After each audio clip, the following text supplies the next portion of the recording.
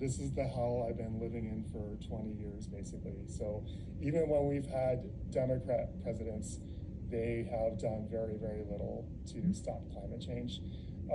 President Obama, after he left office, he actually bragged at a lecture that he was the guy who increased the production of oil and gas in America. So I think his exact quote was like, "That was me, folks," or something like that. So he wasn't interested after 8 years of being in office.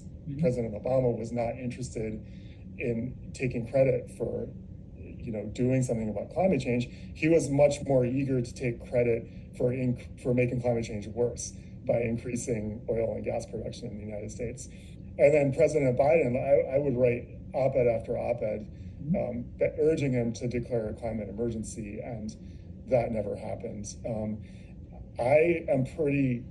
I'm convinced personally that the recent Democratic presidents just didn't really understand at a core level how serious climate change actually is for the future of humanity.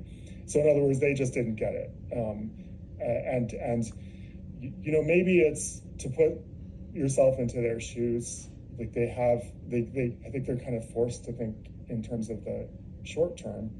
And they have, all these corporate donors. So they have to think about winning elections, right? So it's very hard for them, maybe even if they did care at a personal level, which again, I don't really think they did.